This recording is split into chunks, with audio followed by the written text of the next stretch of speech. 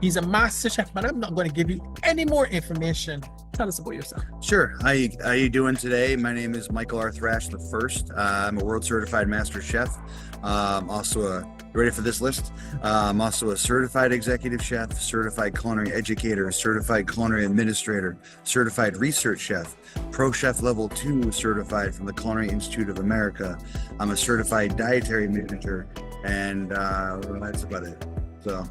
And I'm also a fellow in the American Academy of Chefs. I was the second youngest fellow to be inducted into that academy. So, yeah. Okay, so why is skills development important?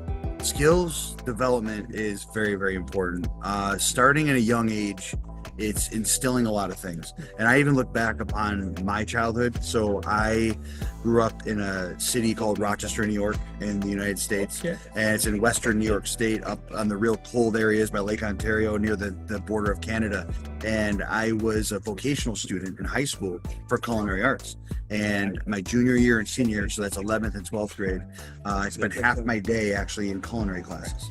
And while there, I got involved with the organization. Back then, it's around 1997, 1998. It was called VICA, which stood for Vocational Industrial Clubs of America, which later became SKILLS USA VICA. Right. And they dropped the VICA and became SKILLS USA. And that's a derivative of World Skills, right? Understood. So that's kind of how it all began. Nice progression. So our curriculum also matched World Skills and SKILLS USA competitions and requirements and things like that. Right. Also competitions, right? So I competed as well as a high school student, just like many of these young culinarians are competing today. And back then, competitions instills other skills and competencies and ways to be in the industry that cross over eventually from day-to-day life in the industry. You know, understanding organization, preparation, awareness. I mean, I can sit here all day and list all these different things, but it's all connected. So investing time, money, and resources into these types of educational things and world skills is absolutely important for these young culinary teachers. That's what I want to get to, Chef. Yeah. I want to separate certifications and competencies. First of all, tell us about the certifications and the mirroring competencies per certification. That's good. Yeah, so very right. So certifications, competitions are very different, right?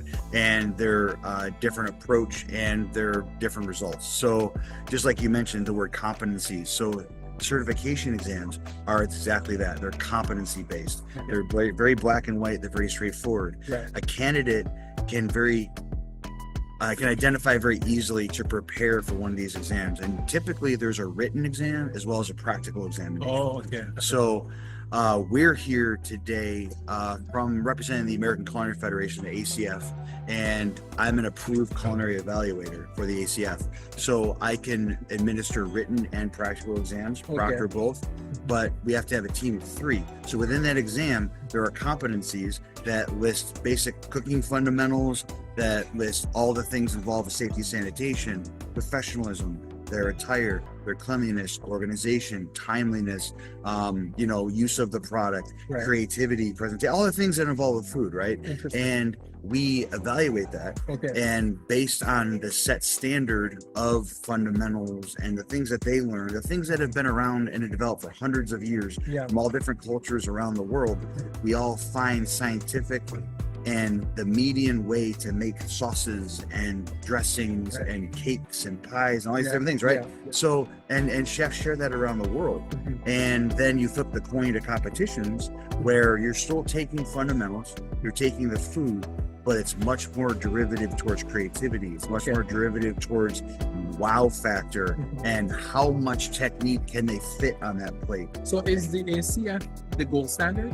It is the gold standard. So and I'm not just saying that because I'm partial to that, right? Because the ACF. So for sure. We as far as certifications go, right? So, we are the premier organization for the advancement of chefs in America, and we like to believe we have an effect in the world, right?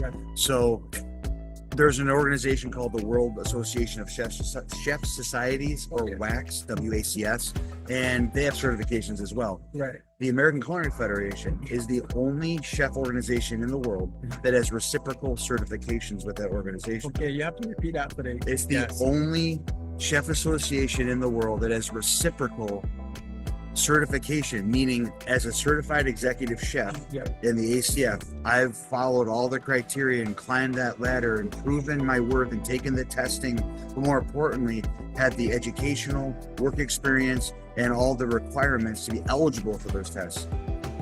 I can then take that certificate and that certification, which has been vetted and backed up by the ACF, Yes. and then transfer it to World Chefs and Okay. become a You have to WCEC. transfer credits. Transfer credits, Yeah. so it's straight up. It's called fast track certification. Interesting. You pay a small fee and you have that for life. So you can be a certified executive chef through the American Culinary Federation, as well as a world certified executive chef Mhm. through World Association of Chef Societies. Okay. Yeah, if that makes sense. So concerning these competencies, do you have to always recertify after? You do technically. So what we ask for in the American Culinary Federation, in World Chefs, you don't. Once you Okay. do it once, you have it for You life. have it. Okay.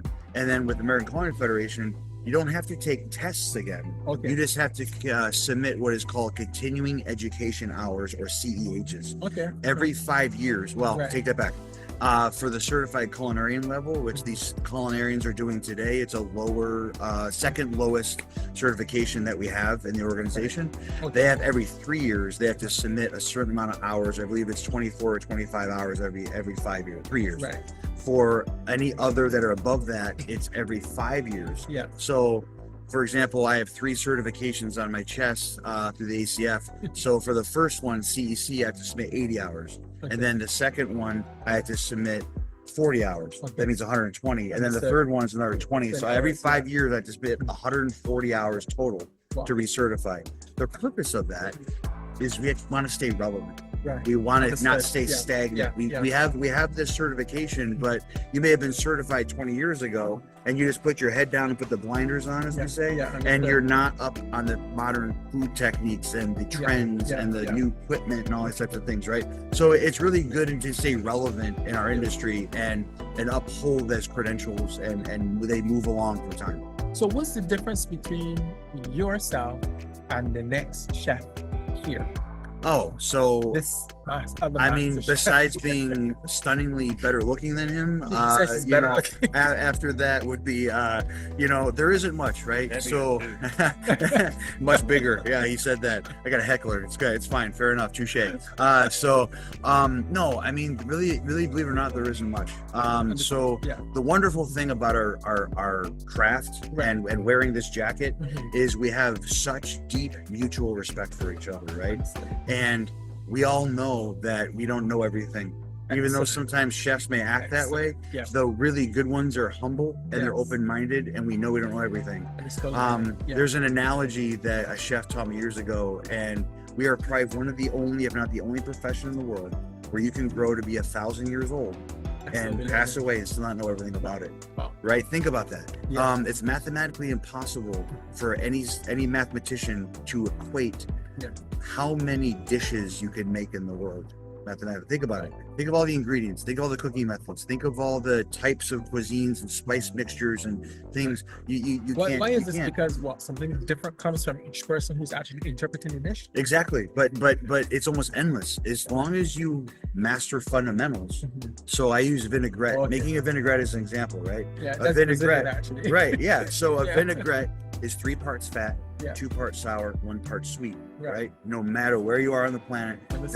that's the ratio for vinaigrette. Right. Once you master that, understand, you add it the opposite way. You add your sweet first, followed by your sour. Because all of your sweet could be honey, could be sugar, could be agave nectar, whatever you want it to be. Right. Then you dissolve that. And once you emulsify Yeah. through agitation the fat, then anything you put in there, Yeah. could be shallots, could be thyme, could Okay. be parsley, could Right. be mustard, Right. could be, Yeah. you can endless amount of spices yeah, and yeah, and yeah. and flavorings. End with the same It's thing in mind. still a vinaigrette. Right, The right. viscosity and the ratios are right, but you're Yeah. changing the flavor. Okay. Right. So that's an example of, and that goes for sauces, that goes for cakes, goes for pies, goes for, you know what I mean? I get omelets, you could stuff it with a million different things and season different way, right? So that's the beauty of it. And understanding and through your career, learning what's called sensory analysis, and that comes with experience and trial and error. Yeah. So as a young this cook, is how persons now have that experience that they can know what a pinch looks like and that kind of stuff.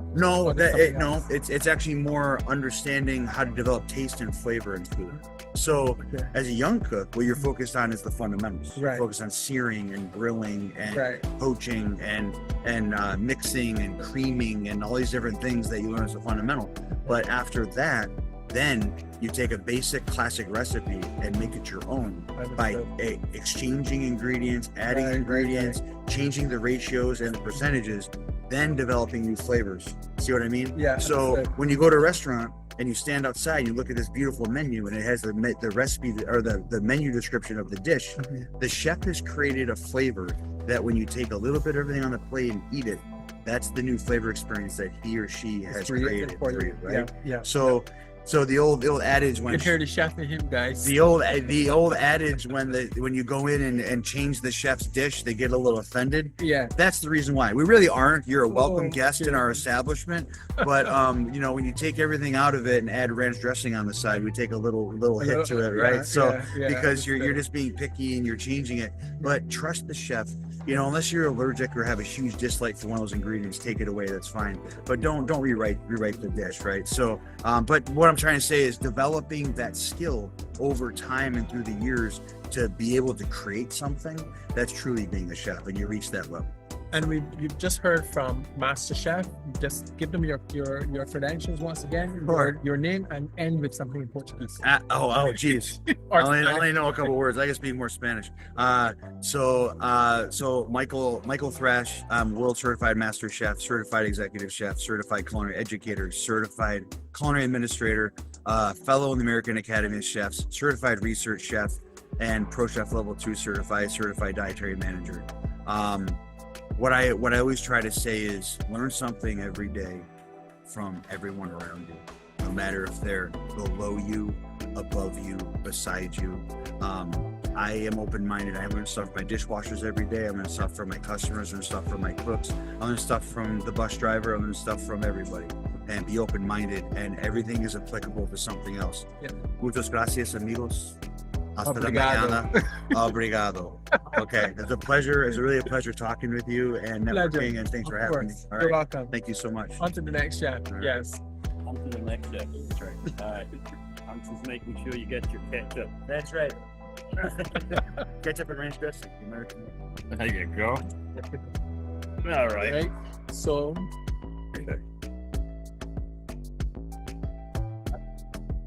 And welcome once again to the World in Focus podcast and Portuguese Made Easy, your space where we connect culture, edutainment, and development all across the world. Today we are here at the World SKILLS Barbados in the wonderful country of Barbados. Today joining me is a phenomenal master chef.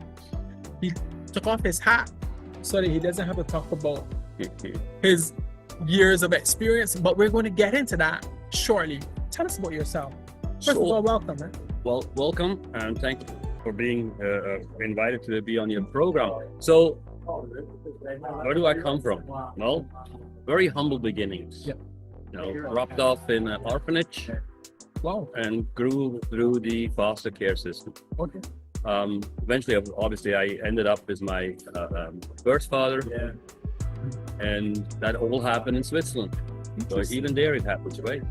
So why I say that is, so why I say that is there's a lot of people out there who blame their. I think I started,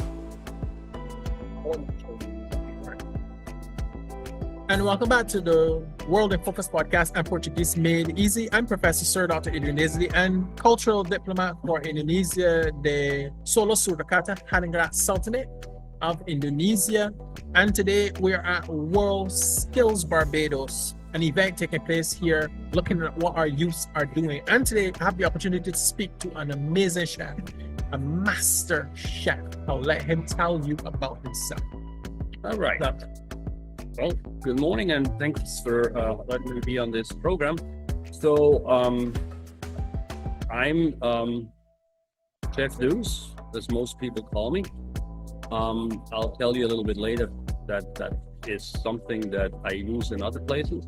But I was asked where I came from and how I started, right? Yes. So I'm one of those people that didn't start out with a silver spoon in his mouth. So my mom gave birth in an orphanage and left. So I basically went through the foster care system, eventually got found by my dad, and then had a fairly normal life for a little while. Okay. And I say that not for any other reason, but when I talk to a lot of young people, they make the excuse that, well, it is not. It has nothing to do where you come from. It has nothing to do what your starting is. You look, I give it to you. If somebody starts you out with $1 million, right, then hopefully you make another one. But the point I'm trying to say is we all have the same exact starting point. Yes. And that starting point is you, right? So for me, as a young man, a young kid, I wanted to see the world. When you talk to chefs, I'm sure that a lot of these chefs will tell you, no, I became a chef because I always was around food and a lot of food and I like the idea of this. Not this boy. Yeah. This boy wanted to see the world. So Okay. I was very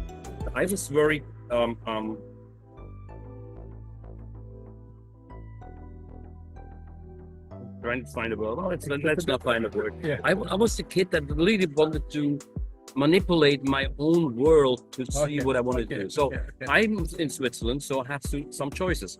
I become a watchmaker, right? The rest of the world is all Swiss watches. I always had leftover stuff on the table. Yeah. So I tried them. The guy said, that's not for you. So then the next one, of course, was a chocolatier. Okay. And a chocolatier, that is I love chocolate, but Yeah, I right. usually wore more chocolate than I had on the table. So that was not for me either. So I tried out baking. Right. That was okay. Yeah.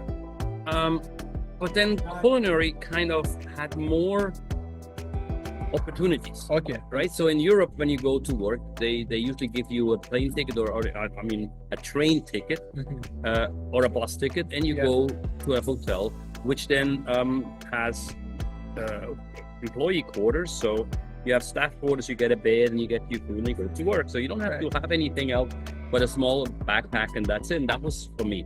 But that was just Switzerland. Okay. I wanted to see the world. Right.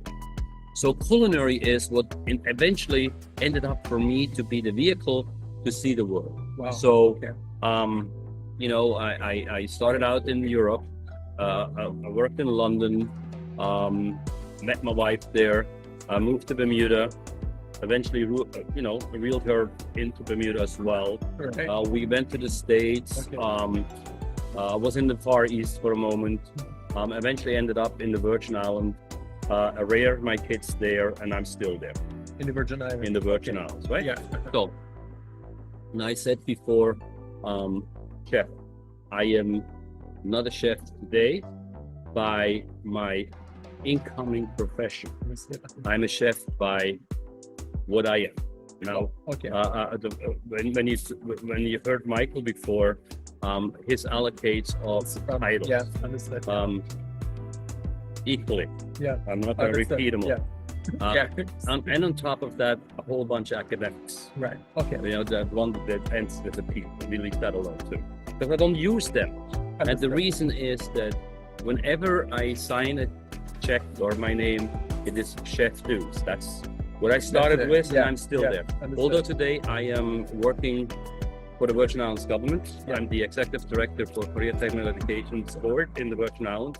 Interesting. So rather than being responsible for cooking, I am now, together with the board, responsible for all career technical education from welding to automotive or the other way around, right? That's amazing. Which means humble beginnings, Yeah. know where you want to go, get yourself a profession that fits you, and later in life, tweak it to go and become a mentor and be able to steer the world.